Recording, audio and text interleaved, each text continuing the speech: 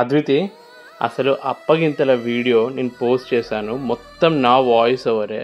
చూసిన వాళ్ళు ప్రతి ఒక్కరు మాకు ఫుల్ సెంటిమెంట్ అనిపించి ఏడ్చేసామన్నయ్య అని చెప్పి కామెంట్ పెట్టారు.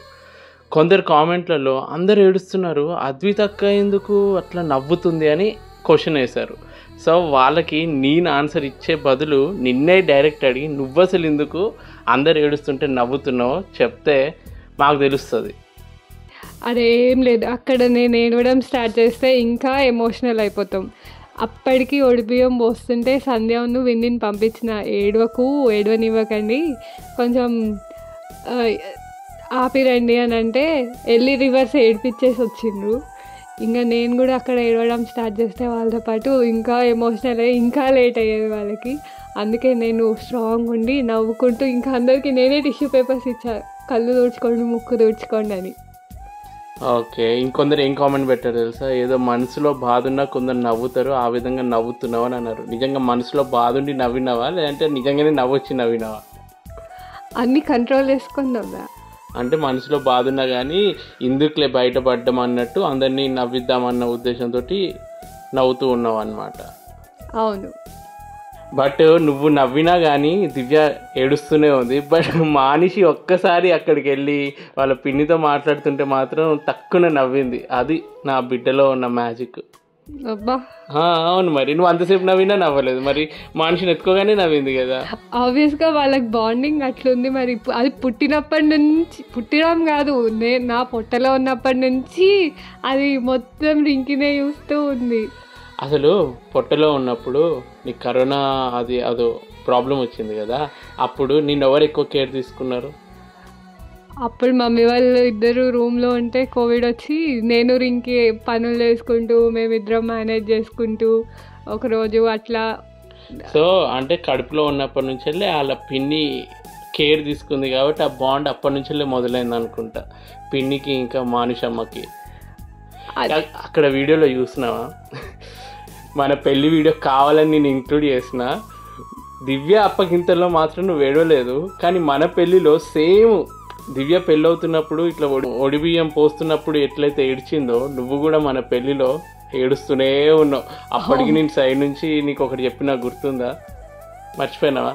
ఫోటోలలో గలీజ్గా పడుతావు, అందరు పెళ్లి ఇష్టం లేదనుకుంటారు, కొంచెం నవ్వు ముఖం పెట్టు అని నేను అన్నా. నువ్వు అవన్నీ ఏం పట్టించుకోకుండా కంట్రోల్ చేయకుండా ఏడుస్తూనే ఉన్నావు. అవును, ఇద్దరం సేమ్ టైంకి ఏడ్చినాం అండ్ సేమ్ పర్సన్ ఏడిపించిండ్రు కూడా.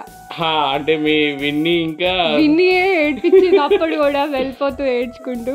ఇక్కడ కూడా విన్నీయే స్టార్ట్ చేయించింది ఏడవడం. బట్ మొత్తము ఎన్నో వీడియోస్ నేను పోస్ట్ చేసినా కానీ కొన్ని వీడియోస్కి చాలా మంచి రెస్పాన్స్ వచ్చి మనస్ఫూర్తిగా కామెంట్లు పెడతారు. ఈ వీడియోకి మాత్రం ప్రతి ఒక్క కామెంట్కి నాకు చదివినంతసేపు చాలా మంచిగా అనిపించింది. వాళ్ళు నిజంగా ఫీల్ అయ్యి, ప్రతి ఒక్కరికి ఇది ఒక ఎమోషన్, ప్రతి ఒక్క గర్ల్ లైఫ్లో ఈ అప్పగింతలు అనేది ఫేస్ చేస్తారు కాబట్టి వాళ్ళు నిజంగా సెంటిమెంటల్గా ఫీల్ అయ్యి కామెంట్ పెట్టారు. సో చూడు, మన పెళ్ళప్పుడు నువ్వు ఎట్లయితే ఏడ్చినావో సేమ్ దివ్య కూడా ఆ ఒడిబియ్యం పోస్తున్న టైంకి మీకు తెలిసిపోతుందా ఇట్లా అప్పగింతలు అవ్వబోతున్నాయి, అందుకనే ఏడుపు స్టార్ట్ అయిపోతుందా? ఏమో మేబీ. నాకు ఒకటి షాకింగ్ ఏమనిపించిందో తెలుసా, మీ డాడీ ఏడవడము నేను అసలు చూడలేదు. అక్కడికి మన పెళ్ళప్పుడు అప్పగింతలప్పుడు కూడా నేను అంత అబ్జర్వ్ చేయలేదు, ఏడ్చాడో ఏడవలేదో తెలియదు, కానీ స్ట్రాంగ్గానే అనిపించింది. కానీ దివ్య పెళ్ళి ఇట్లా వెళ్తున్నప్పుడు ఇక్కడ వెనకాల నిల్చొని ఏడవడము, తర్వాత విడిగా బస్ ఎక్కించి వెళ్ళిపోతున్నప్పుడు దివ్యతో ఒకటే కౌగిలించుకొని బాగా ఏడ్చాడంట కదా. సో నువ్వు ఎక్స్పెక్ట్ చేసావా మీ డాడీ ఇంతగానం బాధపడతాడని చెప్పి?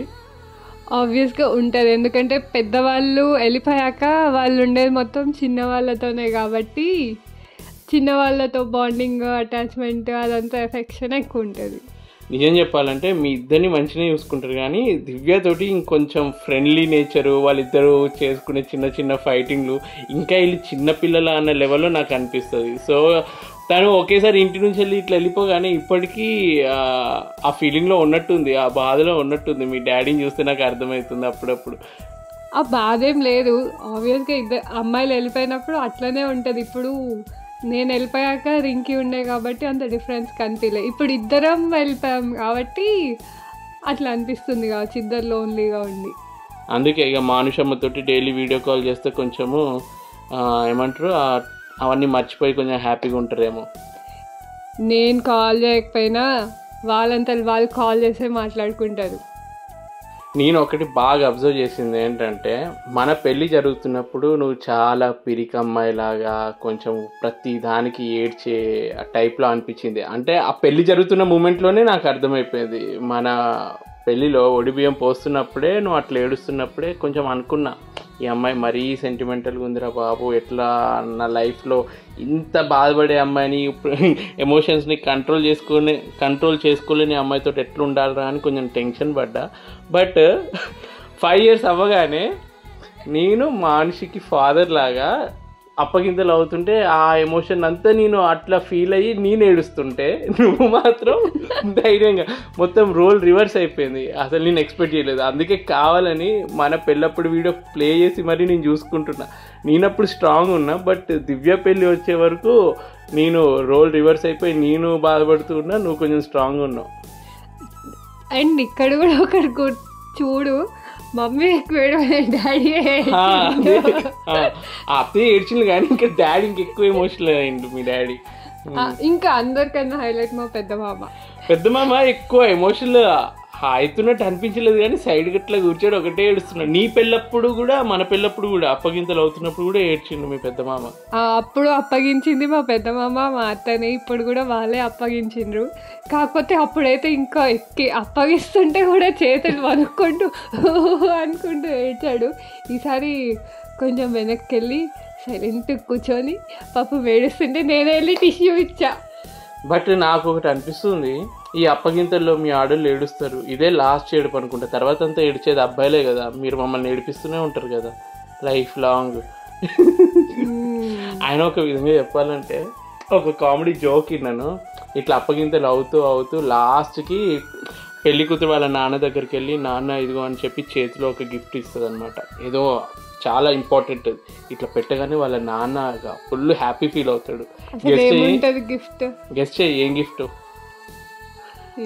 వాళ్ళ నాన్న డెబిట్ కార్డు, క్రెడిట్ కార్డులు అన్నీ రిటర్న్ ఇచ్చేస్తుంది. ఇప్పటి నుంచి ఇది నువ్వే యూజ్ చేసుకో, రేపటి నుంచి మా ఆయనది నేను యూజ్ చేసుకుంటలే, నీది అక్కర్లేదు అని చెప్పి ఇచ్చేస్తుంది అంట.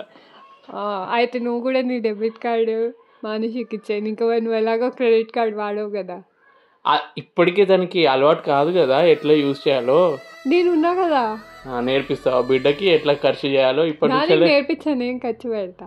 అబ్బో, నీకు ఒక విషయం తెలుసా? మా ఉమ్మక్క పెళ్ళి అవుతున్నప్పుడు నేను ఎవరికి తెలియకుండా ఏదో కార్నర్కి వెళ్ళి ఏడ్చింది. ఇక మానస పెళ్ళి, మా చెల్లి పెళ్ళి అవుతున్నప్పుడు అయితే ఇక ఆబ్వియస్గా చెల్లెలంటే అది ఒకటి ఉంటుంది కాబట్టి అందరి ముందర నేను ఏడ్చేసాను అనుకో. బట్ ఇక్కడ సిచ్యువేషన్ ఎట్లా వచ్చిందంటే, నేను అబ్బాయిని అందరి ముందట ఏడ్చినట్టు ఉంటుందని చెప్పి ఏడుపుడంతా కంట్రోల్ చేసుకుంటూ ఉన్నా. అందుకే నువ్వు అప్పగింతలు అవుతున్నప్పుడు నా భుజం మీద హ్యాండ్ వేసి ఓ పెద్ద ఏడో కన్నా లెవెల్లో నాకు ధైర్యం చెప్పే ప్రయత్నం చేసినావు, ఏదో పెద్ద బిగ్ బ్రదర్ లెవెల్లో.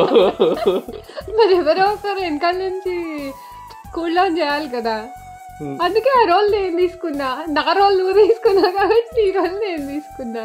బట్ నిజం చెప్పాలంటే మనిషి ఎవరైనా ఇట్లా ఎమోషనల్ మూమెంట్ ఉంటే అది అర్థం చేసుకుంటుంది అనుకున్నా, చిన్నది అర్థం చేసుకోలేదు. బట్ ఒక మంచి మాట అయితే చెప్పింది అప్పగింతలు అవుతున్నప్పుడు, పిన్ని పెళ్ళి కదా ఏడవద్దు అని చెప్పి. విన్నావు ఆ మాట అన్నప్పుడు? పిన్ని పెళ్లి రోజు ఎవరైనా ఏడుస్తారా అని అన్నది. అవును, దానికి ఎవరో దేవుళ్ళే చెప్పిస్తారేమో పిల్లలతోటి ఇట్లాంటి మాటలు.